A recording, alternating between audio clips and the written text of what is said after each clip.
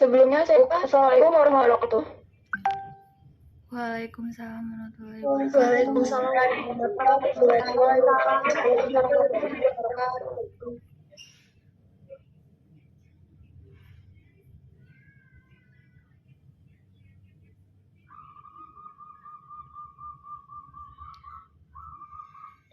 Di sini saya, moderator dari kelompok 2, akan mempresentasikan hasil kerja kelompok kami, yaitu teori politik dan negara.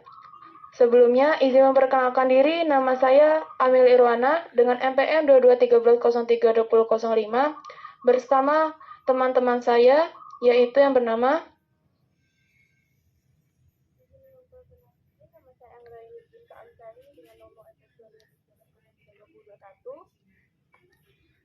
Izin memperkenalkan diri, nama saya Anggita Aprilia, NPM 2213032036. Perkenalkan, nama saya Yati 2213032035. Izin memperkenalkan diri, saya Novi Irmani Putri dengan NPM 2213032006. Izin memperkenalkan diri, saya Intan Primawita dengan NPM 22130320004. Izin memperkenalkan diri, perkenalkan nama saya Windy Adelia dengan NPM 2213032037.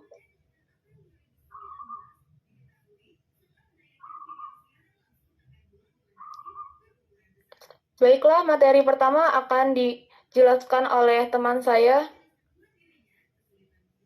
Baik, di sini saya akan menjelaskan tentang teori politik. Teori politik itu adalah bahasan dan generalisasi dari fenomena politik, yaitu tujuan dari kegiatan politik, cara mencapai tujuan politik, kemungkinan dan kebutuhan yang ditimbulkan suatu situasi politik tertentu, dan kewajiban yang diakibatkan oleh tujuan politik. Nah, teori politik ini dibagi menjadi 3 macam, yaitu filsafat politik, teori politik sistematis, dan ideologi politik. Terima kasih. Selanjutnya, saya akan menjelaskan tentang perkembangan politik. Saya akan menjelaskan terkait peristiwa politik atau ide sebuah gerakan para pemimpin konstitusi yang disusun oleh negara bangsa.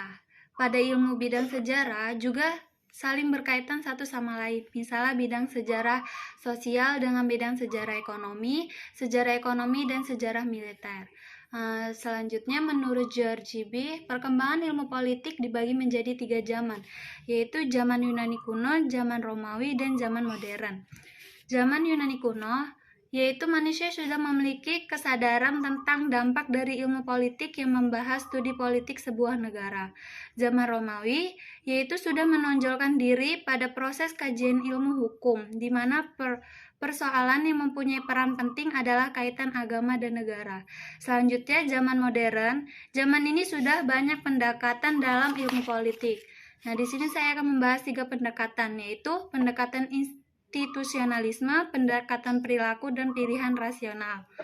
Yang ketiga, pendekatan kelembagaan baru. Yang pertama, pendekatan institusionalisme adalah negara sebagai kajian fokus utama dan memiliki 2 jenis pemisah institusi negara, yaitu negara demokratis dan otoriter. Yang kedua, pendekatan ilmu perilaku dan pilihan rasional adalah menekankan teori dan metodologi dalam mengembangkan studi politik dengan menggabungkan keberagaman dalam masyarakat. Yang ketiga, pendekatan kelembagaan baru, yaitu mengacu pada ilmu pengetahuan seperti ekonomi dan sosiologi. Kegiatan ini dipicu pada perilaku yang melihat politik dan kebijakan publik dari perilaku kelompok atau pemerintah sebagai institusi. Sekian penjelasan dari saya serahkan ke moderator.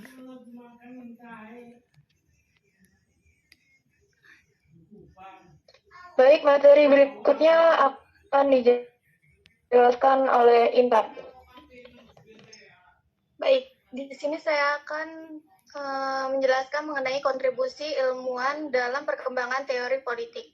Para ilmuwan berpendapat bahwa ada 4 tahap perkembangan sistem politik, yaitu tahap pertama sosialisme demokrasi. adalah filosofi politik yang menganjurkan demokrasi yang dilaksanakan bersamaan dengan kepemilikan sosial langsung atas produksi. Tahap kedua yaitu kapitalisme. Kapitalisme adalah sebuah mode produksi bertujuan untuk meraih keuntungan sebesar-besarnya dengan biaya produksi yang sekecil-kecilnya. Tahap ketiga yaitu neoliberalisme, adalah pengembangan kebebasan individu agar bersaing secara bebas. Dan tahap keempat yaitu pemerintahan alternatif menawarkan harapan kepada mereka yang ingin menciptakan dunia yang lebih baik untuk diri mereka sendiri dan untuk generasi mendatang. Terima kasih. Baik, materi berikutnya akan dibacakan oleh Susi. Negara-negara adalah suatu wilayah di permukaan bumi yang kekuasaannya baik politik, ekonomi, sosial, maupun budaya diatur oleh pemerintah yang berada di wilayah tersebut. Negara merupakan pengorganisasian masyarakat yang berbeda dengan bentuk organisasi lain, terutama karena hak negara untuk menghukum seseorang.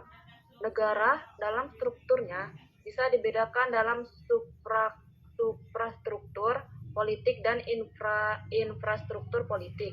Di dalam penjelmaan ide negara dalam sejarah, dapat dibedakan tipologi negara ke dalam 3 macam, yaitu ide negara yang berdasarkan atas ide abstrak, 2. Ide negara yang didasarkan atas ide empiris, 3. Ide negara yang didasarkan atas ide yang bersifat imanen.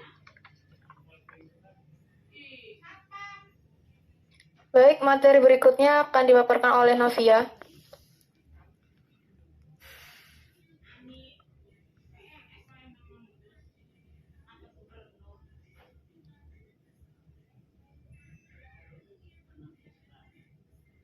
Baik, saya akan menjelaskan mengenai asal-usul, syarat berdirinya negara, dan fungsi negara. Asal-usul negara dapat dilihat dari beberapa teori. Yang pertama, teori ketuhanan. Teori ini menganggap bahwa sesuatu yang ada atau terjadi dalam semesta ini semuanya atas kehendak Tuhan. Yang kedua, teori kekuasaan. Menurut teori ini, negara terbentuk karena adanya kekuasaan. Kekuasaan berasal dari orang yang kuat atau berkuasa. Jadi, adanya negara karena adanya orang yang kuat atau berkuasa atas orang yang lemah. Yang ketiga, teori penaklukan. Teori ini terjadi karena ada sekelompok orang yang menundukkan sekelompok orang lainnya. Yang keempat, teori perjanjian masyarakat. Menurut teori ini, negara terbentuk karena sekelompok orang yang awalnya hidup sendiri, namun mereka mengadakan perjanjian untuk membentuk suatu organisasi yang dapat menyelenggarakan kepentingan bersama. Selanjutnya, teori hukum dan alam.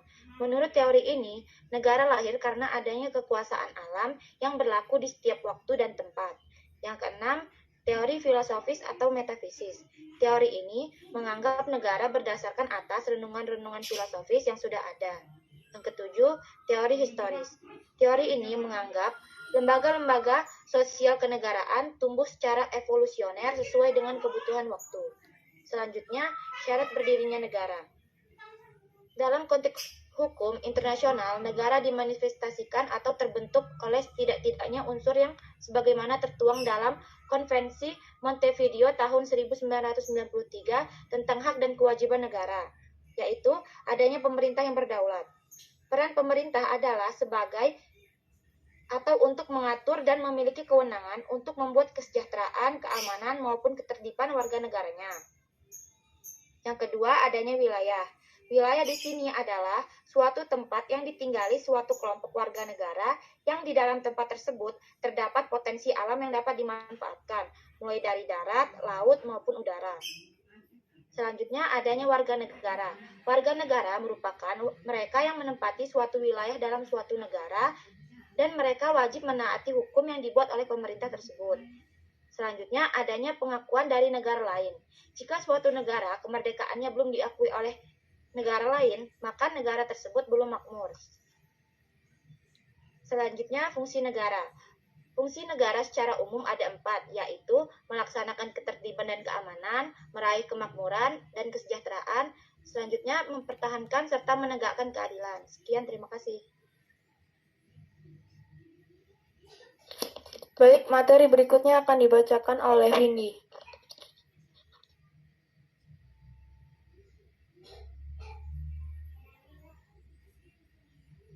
Baik, di sini saya akan membacakan tentang tujuan negara.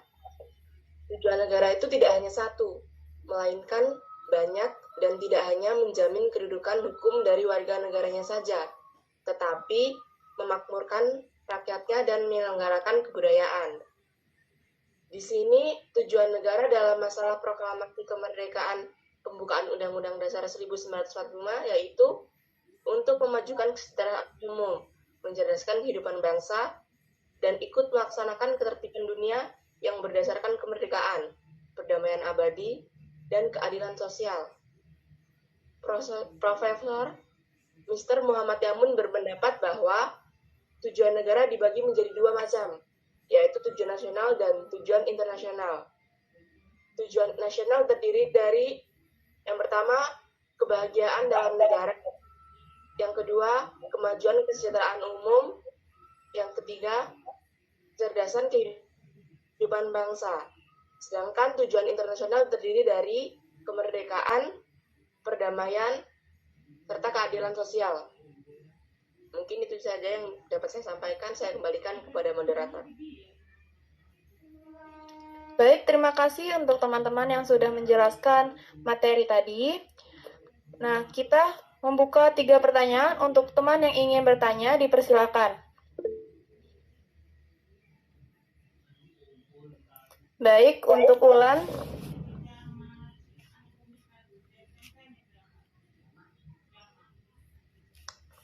Baik.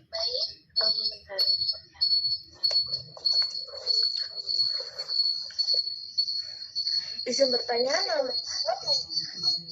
perkenalkan nama saya B. Wulandari, NPM 2213032028. Izin bertanya, mengapa kekuasaan diperlukan untuk mempengaruhi kebijakan politik? Uraikan bagaimana pendapat Anda.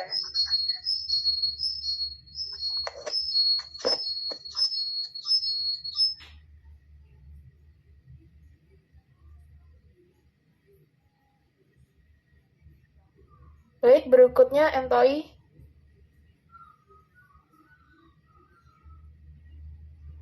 Baik, izin memperkenalkan diri.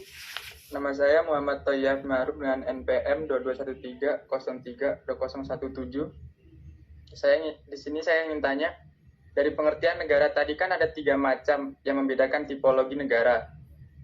Salah satunya adalah ide negara yang didasarkan atas ide yang bersifat imanen.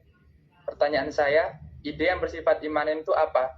Bisa tolong sedikit dijelaskan? Baik, terima kasih. Berikutnya, Ira. Baik, sebelumnya perkenalkan, nama saya Irawati dengan NPM 2213032029. Saya ingin bertanya tentang perkembangan ilmu politik pada masa Yunani kuno. Yang dibahas oleh Anggita tadi, dari penjelasan tersebut disebutkan bahwa ada dampak dari ilmu politik kan. Nah, dampaknya itu apa? Soalnya tadi saya tidak mendengar penjelasannya begitu. Tolong bisa disebutkan dampak dari ilmu politik pada masa Yunani kuno itu seperti apa? Terima kasih. Baik, terima kasih teman-teman yang sudah bertanya. Beri kami 5 menit untuk mencari pertanyaan. Pertanyaan dari Bebulan. Pertanyaannya, mengapa kekuasaan diperlukan untuk mempengaruhi kebijakan politik? Di sini saya berpendapat bahwa kekuasaan adalah wewenang yang paling utama yang harus dikuasai dan dimiliki oleh setiap politikus. Karena kekuasaan juga dapat mengubah kebijakan pemerintah yang ada. Kekuasaan juga harus jatuh ke tangan yang tepat agar masyarakat dapat sejahtera. Dan jika tidak, maka masyarakat akan bertindak dengan kekuasaan yang dimiliki oleh penguasa atau politikus. Sekian. Baik, terima kasih Windy yang sudah menjelaskan pertanyaan dari Ulan. Apakah bisa diterima oleh Ulan? Bisa. Bagi teman-teman yang ingin menyanggah atau menambahkan, dipersilakan. Baik, untuk Aisyah. Baik, terima kasih. Saya Aisyah Ciciningrum, NPM 2213032024. Izin bertanya kepada Windy, tadi kan sudah menjelaskan bahwasanya kekuasaan itu kayak bersifat penting. Nah, gimana sih pendapat Anda mengenai kekuasaan yang ada di Indonesia ini? Sudahkah seharusnya atau semestinya atau bagaimana menurut Anda kekuasaan yang ada di Indonesia? Terima kasih. Sebelumnya izin moderator, di sini saya ingin menjawab pertanyaan dari Aisyah. Baik, silakan. Kekuasaan di Indonesia apakah sudah baik atau belum? Apakah sudah semestinya? Menurut saya, kekuasaan di Indonesia belum berjalan dengan semestinya karena masih ada penyalahgunaan kekuasaan. Contohnya saja, mantan rektor Universitas Lampung yang terjerat kasus korupsi. Menurut saya itu adalah salah satu contoh dari penyalahgunaan kekuasaan. Sekian, terima kasih. Baik, terima kasih Novia yang sudah menjelaskan sanggahan dari Aisyah. Apakah Aisyah bisa diterima? Bisa, terima kasih Novi. Berikutnya, pertanyaan Toi akan dijawab oleh Susi. Izin menjawab pertanyaan Toi, kan tadi Toi bertanya pertanyaan saya ide yang bersifat imanen itu apa? Nah, imanen sendiri artinya paham yang menekankan berpikir dengan diri sendiri atau subjektif. Sedangkan ide yang bersifat imanen adalah ide yang berasal dari diri sendiri dan sesuatu yang dipengaruhi oleh keyakinan atau perasaan pribadi, bukan berdasarkan pada fakta. Baik, terima kasih Susi telah menjawab pertanyaan Toi. Apakah Toi bisa diterima? Bisa. Baik, untuk teman-teman dari dua pertanyaan yang sudah dijawab Anggita dan Susi, apakah ada sanggahan atau tambahan?